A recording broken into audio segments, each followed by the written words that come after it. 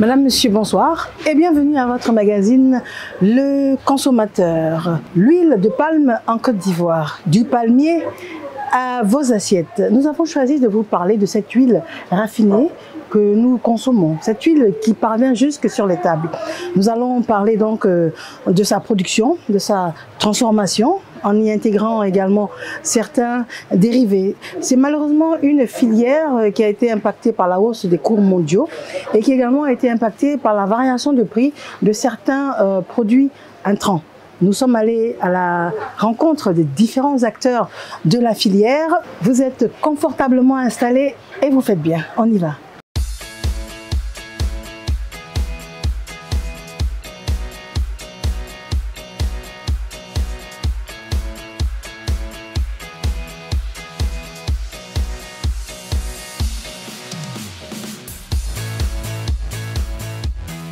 Nous sommes à Kakouko Adiaké. Nous avons choisi de venir à l'origine même de la production du palmier à huile. Ça veut dire nous avons choisi de venir dans les plantations. Il faut également savoir que le palmier à huile fait partie des piliers de l'économie ivoirienne qui malheureusement est à rude épreuve à cause de la Covid. Nous avons choisi de venir rencontrer des planteurs, savoir un peu partager leur quotidien et savoir quelles sont les difficultés rencontrées. Nous avons la chance d'être reçus par M. Kwao Kwao et nous sommes dans sa merveilleuse plantation. Monsieur Kwao Kwao, oui. Bonjour à vous. Bonjour Marie. Merci, bonjour. Et on avait rendez-vous, je suis venue depuis Abidjan. D'accord, soyez la bienvenue. Merci beaucoup. J'ai préparé une place pour vous recevoir. Merci bien. Nous sommes venus vous saluer. Oui. Et nous sommes venus essayer de comprendre un peu comment est-ce que ça fonctionne dans le domaine du palmier à huile. Alors ici, on est dans une grande, en tout cas ça m'a l'air très grand, dans une grande plantation. Ça fait combien d'hectares? Ça fait 12 hectares. 12 hectares. Oui. Et c'est votre plantation? Oui, c'est ma plantation. Et vous y plantez du palmier à huile. En tout cas, on est entouré de magnifiques palmiers. Tout petit, nos parents nous ont initiés à la plantation, à la culture du palmier à huile. Oui. Au début, tu viens aider les parents jusqu'à quand tu es en âge, on te donne une parcelle que tu vas, qui te revient à toi. D'accord. Donc ça veut dire que c'est transmis de génération en génération. Ça veut dire aussi que vous vivez de cette activité. On vit de cette activité. Nos parents vivaient de ça. Nos grands-parents, nos parents. Ainsi, c'est à nous de prendre la relève. D'accord. Alors dites-nous, parlez-nous un peu de comment vous travaillez au quotidien. Qu'est-ce que vous rencontrez comme difficultés au quotidien? D'abord même pour implanter un champ de palmier à huile, il faut préparer le terrain. Vous faites le rabattage. Après le rabattage, vous faites le piquetage. Après le piquetage, vous faites les trouaisons. Ainsi, vous faites votre champ de palmier. À partir de la 3e, 4e année, vous rentrez en production. D'accord. Alors, 3e, 4e année, on rentre en production. Donc, ça veut dire qu'il y a un long moment de sacrifice. J'ai un long moment de sacrifice. D'investissement. Il faut l'engrenage, l'entretien du champ. Ça nécessite des moyens. D'accord. Alors, ces temps-ci, est-ce qu'il y a eu des problèmes importants? Les années auparavant, le coût des intrants était un peu moins cher. Ça a augmenté depuis quand? Ça a augmenté depuis cette nouvelle année. On est passé à 2 fois le prix d'achat de l'engrais. Donnez-nous des exemples concrets. Bon, comme l'engrais qu'on appelle le KCL, chlorure de potasse, qui était à 13 000 francs, est passé à 28 000 francs, le sac. Oui. Comme 12, 22, 22. L'engrais de croissance, quand les plants sont jeunes, il faut mettre un engrais de croissance pour que le palmier puisse avoir le volume nécessaire pour passer à la première récolte. D'accord. Cet engrais aussi est passé à 28 000, c'était à 14 000. Maintenant, il y a le palmaï, la nouvelle formule, qui est un engrais aussi de croissance, qui est passé à 28 000. Donc, vraiment, c'est difficile. Mais votre régime, vous le vendez au kilo? On le vend au kilo. Mais les prix se sont améliorés aussi pour l'achat ou bien? Dans l'année 2021, on était à 45 francs. Mais en 2022, on est passé à 78,8. Mais il y a une grande augmentation. Il y a une grande augmentation. Oui. Est-ce que ça n'équilibre pas ou bien vous êtes toujours dans des difficultés alors? Bon, compte tenu de nos charges, nos charges sont nombreuses. Parce que c'est toute une famille qui vit de ça. Moi, j'emploie 5 manœuvres qui m'aident à entretenir le champ, à faire le rabattage, à la récolte. Je les paye chaque mois à hauteur de 60 000 francs chacun. Voilà. D'accord. Très bien. Alors, on comprend également que c'est votre activité principale.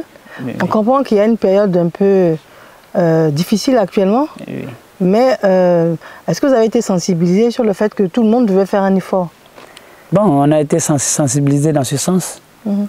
Donc, on fait tant bien que mal. C'est-à-dire qu'on est obligé. Parce qu'on ne peut pas abandonner cette activité. C'est cette activité qui nous nourrit. Donc, on est obligé d'être toujours dedans, espérant que les choses vont aller pour le mieux dans le futur. Très bien. Enfin, est-ce qu'il y a beaucoup de femmes? Bon, auparavant, il n'y avait pas assez de femmes. Mais de nos jours, les femmes s'intéressent à l'agriculture. Parce que maintenant, les parcelles que nos parents ils ont divisé. Oui. Ils donnent aussi à nos soeurs, ils nous donnent aussi, pour qu'au moins, on puisse subvenir à nos besoins. D'accord, très bien. Mais ce n'est pas un métier trop difficile pour une femme? Bon, ce n'est pas aussi difficile que ça. C'est la base. Si tu as une bonne base, et puis comme le palmier nourrit son homme, ayant vu ton revenu, ça te donne le courage et l'envie d'être chaque matin au champ. Au champ, d'accord. Mais vous ne développez pas les produits dérivés vous-même? Le palmier, on nous conseille de donner aux agro-industriels. D'accord. Dans le temps auparavant, quand on vient à la récolte, on ne doit pas prendre un régime pour envoyer au village. Ah. Oui. Parce que auparavant, c'est l'industriel qui donnait tout, qui fournissait tout. Puis il va te prélever.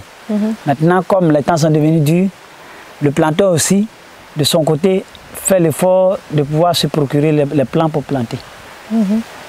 D'accord, donc il emmène un peu quand même. Voilà, un peu à la maison pour faire un peu d'huile, un peu de savon, pour laver les assiettes et puis les habits des enfants. D'accord, très bien. On va chercher, on va aller à la rencontre d'une femme. En tout cas, merci beaucoup. Alors c'est très intéressant et nous avons très bien compris que les femmes également s'intéressent à cette activité. On va à la recherche justement d'une femme, avoir son expérience, ses difficultés, essayer de partager un peu ce qu'elle peut ressentir au quotidien et puis savoir qu'il y a beaucoup de produits dérivés du palmier à huile également. On y va.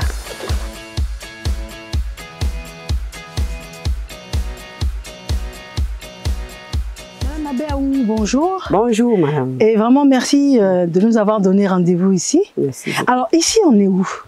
Ici, nous sommes à Yapokro, oui. Dans la région d'Aboisseau. Très bien. Et puis, nous sommes à 2 km de la palmicie. La palmicie, c'est une industrie qui transforme l'huile. D'accord. Et à 30 km de Beaunois.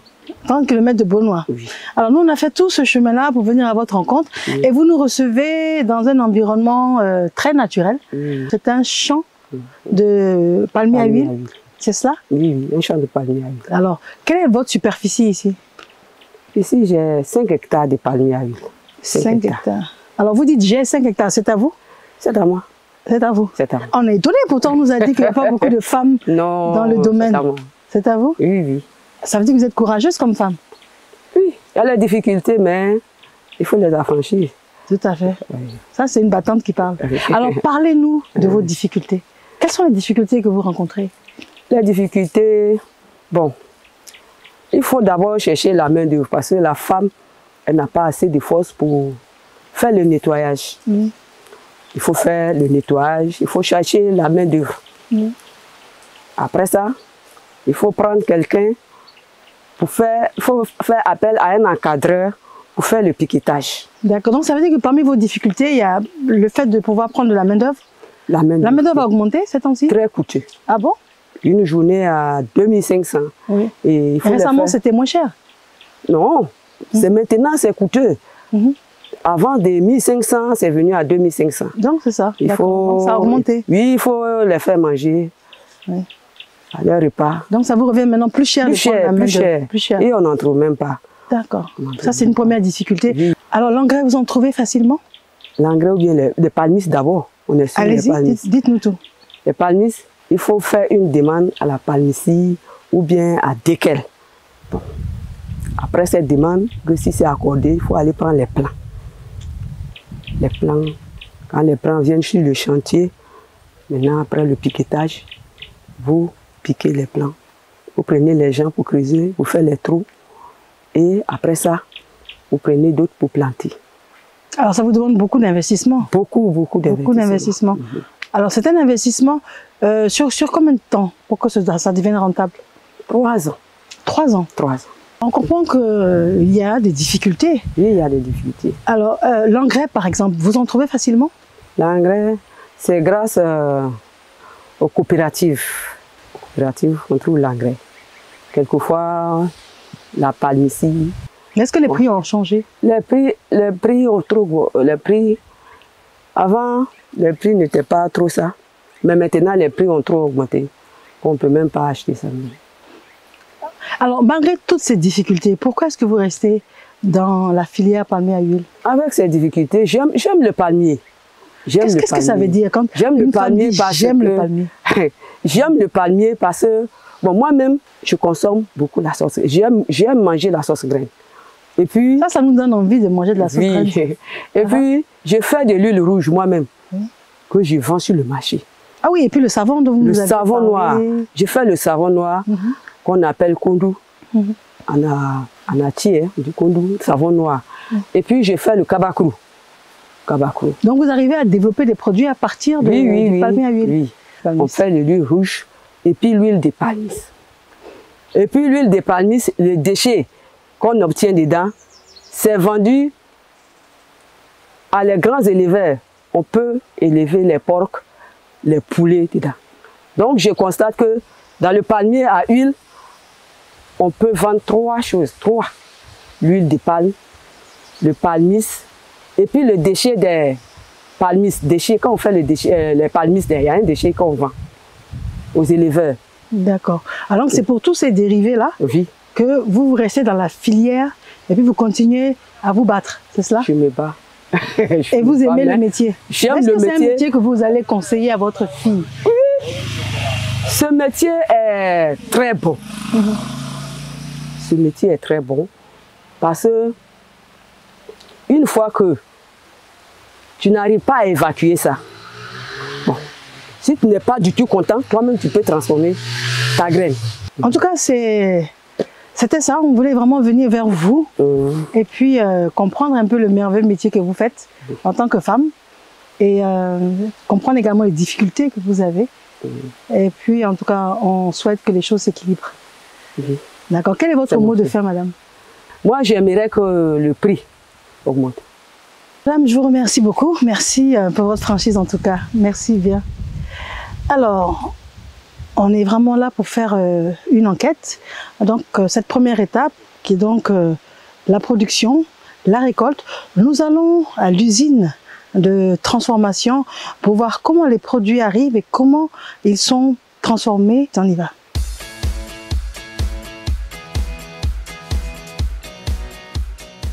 Monsieur, bonsoir. Bonsoir, madame. Merci de nous recevoir. Nous sommes à la structure Agrivar SA. C'est ça. Et vous en êtes le directeur général adjoint chargé de l'exploitation. Oui, effectivement. Nous sommes donc une usine qui transforme les régimes de palme en huile de palme brute. Cette huile de palme brute est vendue aux raffineurs pour produire de l'huile de table.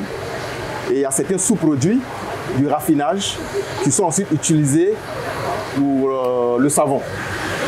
Nous transformons également des noix de palmiste en huile de palmiste et cette huile-là est utilisée dans les cosmétiques. Voilà principalement nos activités. Alors ça c'est le premier niveau, ça c'est un niveau de transformation que vous faites ici. C'est ce qu'on appelle la première transformation. La première transformation. C'est ce que vous faites ici. C'est ça. D'accord. On aurait entendu dire qu'il y a pas mal de problèmes actuellement dans le secteur d'activité. Effectivement, il y a quelques soucis.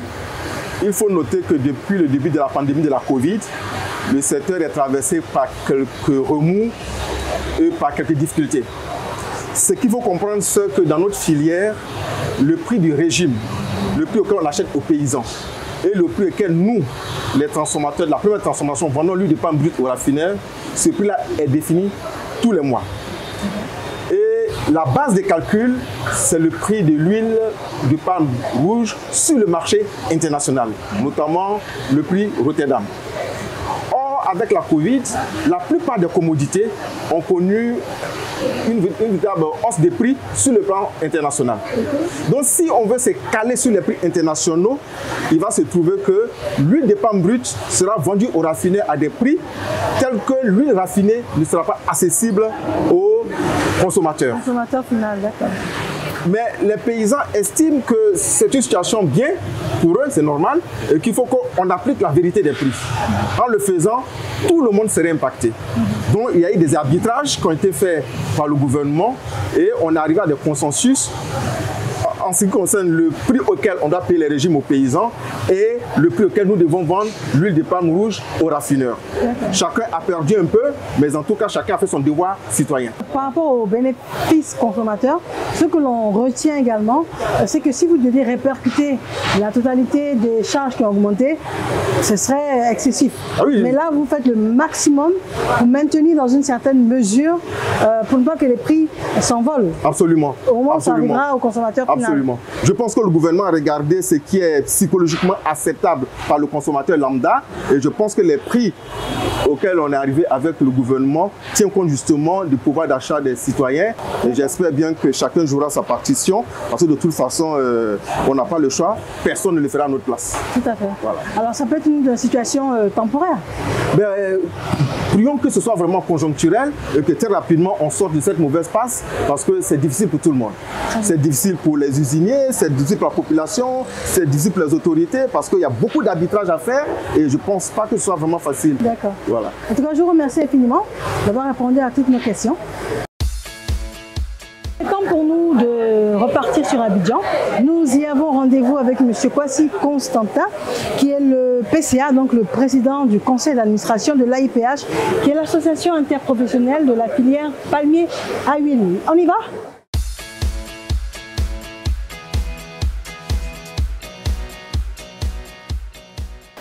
Monsieur, bonsoir. Bonsoir, madame. Merci de nous recevoir. Merci beaucoup. Alors, vous êtes monsieur Kwasi Constantin. C'est ça. Vous êtes le président du conseil d'administration de l'AIPH, qui est donc l'association interprofessionnelle de la filière palmier à huile. Alors, vous pourriez, s'il vous plaît, nous présenter brièvement la filière? Alors, l'AIPH, l'association interprofessionnelle de la filière palmier à huile, est composée de 3 collèges. Le premier collège, c'est le collège des producteurs, représenté par la FENACOPACI. Le deuxième collège, c'est le collège des industriels, représenté par la PROSAPSI, l'industrie de la première transformation. Et le troisième collège, c'est le collège des industriels de la deuxième transformation, le GITHP. Voici ces 3 collèges-là qui représentent l'interprofession de la filière palmier à huile de Côte d'Ivoire, AIPH. On a l'impression que d'un point de vue chiffre, c'est quand même conséquent et puis ça pèse sur l'économie nationale.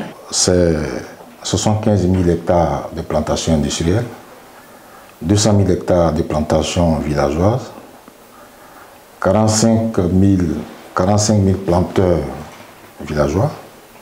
Au niveau des industriels, la première transformation de grande capacité, nous en avons 16 qui transforment 1100 tonnes d'huile de régime par heure, et une trentaine de petites et moyennes entreprises qui produisent environ 180 tonnes de régime heure. Oui. Et globalement, la filière fait environ 2 500 000 tonnes de régime pour 550 000 tonnes d'huile brute par an. Alors ça veut dire que ça génère également des emplois parce qu'il faut du monde pour faire bouger tout ça. Oui, la filière palmier à huile, il y a 20 000 emplois directs, sans compter les emplois indirects. Comme je vous le disais tantôt, au niveau des producteurs, vous avez 45 000 planteurs. Donc ça, effectivement, le chiffre d'affaires dans l'année est autour de 550 milliards par an pour la filière palmier à huile. D'accord. Alors, on est parti à la rencontre des planteurs Et puis, ils nous ont énuméré un certain nombre de problèmes. Donc, on est venu à la source, à leur fêtière, histoire de comprendre la profondeur des problèmes qu'ils traversent. Bon, la filière a énormément de problèmes. D'abord, il y a le problème de main-d'œuvre. Mais depuis bientôt 2 ans, depuis que les prix ont commencé à grimper, les problèmes se sont accentués au niveau de la filière en relation avec et les consommateurs et l'État de Côte d'Ivoire. Voilà, donc ces problèmes nous ont entraînés dans beaucoup de discussions. Par rapport à la quantité qui est produite, transformée et consommée de manière locale, est-ce que cela suffit à subvenir aux besoins nationaux? Oui, parce que, comme je le disais tantôt, nous produisons, ce que nous produisons, nous consommons 70% de la production, 30% seulement exporté dans la sous-région. D'accord, 30% exporté, on consomme donc, on est autosuffisant. On est autosuffisant en matière. La preuve, nous sommes en 9e pays producteur mondial, oui. 2e pays producteur africain et 1er pays exportateur africain. Alors, les planteurs nous ont parlé également de certains coûts qui auraient beaucoup augmenté, le coût des intrants par exemple. Oui, c'est vrai, l'engrais qui était autour de 13 000, 15 000 est passé à 30 000 aujourd'hui. Pourquoi? C'est la flambée des prix au niveau mondial qui a généré ça. Donc, comme je le disais tantôt, les difficultés, c'est qu'à la limite, nos prix devaient aussi aller. Parce que quand vous regardez le prix aujourd'hui, selon le mécanisme de l'AIPH, les produits devaient avoir autour de 100 000 francs la tonne. Mais la réalité, c'est qu'il faut répercuter ça à la première, que la première va pouvoir répercuter à la deuxième va répercuter au consommateur. Donc, il y a problème. Oui. Et c'est pour ça que le ministère du Commerce, enfin l'État à travers le ministère du Commerce, nous a demandé, au cours de plusieurs réunions, de faire des concessions pour permettre à toutes ces chaînes-là de pouvoir tirer un minimum de profit. Et si les uns et les autres ne nous aident pas à maintenir un minimum d'équilibre, et que cette filière malheureusement disparaît, vous voyez que ce ne serait pas... Tout autour de nous aujourd'hui, les autres pays sont en train d'emboîter le pas, ils viennent en inspection ici, ils viennent voir nos pratiques et tout ça. Nous recevons plusieurs pays, mais il n'y a pas de raison qu'on ne trouve pas des palliatifs pour trouver une solution à un problème ponctuel qui s'oppose à nous. Très bien, donc déjà on retient avec plaisir que c'est ponctuel. Bon, oui, c'est ce qu'on espère, voilà, en tout cas, c'est ce qu'on espère. Mais en fait, ça dépend, quand vous dites ponctuel, ça dépend de quel côté vous vous mettez. Pour les acteurs aujourd'hui, c'est-à-dire la première et les producteurs, je dis, mais voilà, c'est le ben aujourd'hui, il faut qu'on gagne. Ah oui, non, on est du côté du consommateur. Le côté du consommateur et la deuxième transformation, oui. Mais c'est le boulot d'étranglement, donc il faut que quelque chose soit fait. Vous voyez que...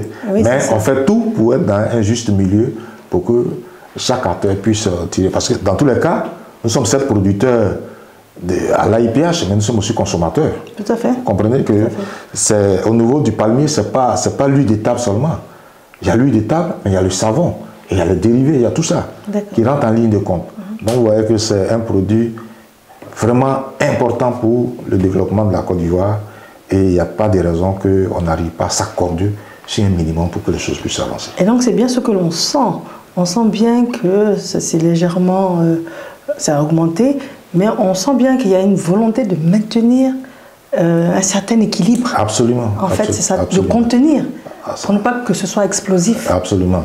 Et c'est pour ça que il faut demander aux consommateurs de tenir compte, parce que nous sommes tous sur les internets et tout ça. Il faut que les consommateurs comprennent qu'il y a un minimum d'efforts à faire. Si les acteurs font des efforts, il faut que les consommateurs aussi fassent un minimum d'efforts pour permettre de tenir le navire. Ce sont vos derniers propos? Mes derniers propos, c'est de demander incessamment, et il y a beaucoup d'insistance aux consommateurs, de comprendre la nécessité aujourd'hui de mettre un peu la main dans la poche pour permettre, à la filière de pouvoir tenir, parce que si ce n'est pas fait, ce serait vraiment difficile que cette filière avance. Je vous remercie en tout cas. Merci. On y voit beaucoup plus clair. Nous espérons que vraiment les choses rentrent dans l'ordre, puis que le consommateur soit plus que satisfait en tout cas. C'est notre souhait. Alors, une belle et longue journée s'achève. Nous sommes en train de sortir de l'AIPH et cela me donne une soudaine envie de manger quelque chose comme, disons, de la sauce graine, foutou. Et puis avant ou après, un peu d'aloco. J'ai un petit creux, j'ai vraiment envie d'aller manger dans un maquis. Je vous y emmène, on y va. Alors, nous sommes au terme de notre émission pour aujourd'hui. Nous réalisons à quel point est-ce que c'est une filière essentielle pour notre pays. Nous réalisons à quel point est-ce que beaucoup d'emplois sont induits par ces activités et puis qui promettent bien évidemment un meilleur avenir. Malheureusement, les cours mondiaux ont impacté les prix et les prix pratiqués, les prix s'envolent. Nous réalisons également que tous les acteurs du secteur, y compris les organes de contrôle et de régulation, sont mobilisés pour chercher à encadrer et garantir l'accessibilité de ces différents produits. En tout cas, moi, je réalise également que tout cela m'a vraiment donné faim. Faim de manger les bonnes choses de chez nous. Je vous parle de la sauce graine avec à la base de l'huile de palme rouge, bien évidemment. Je vous parle également de garba, je vous parle de la loco. En tout cas, madame, monsieur, bonsoir et merci d'avoir été là.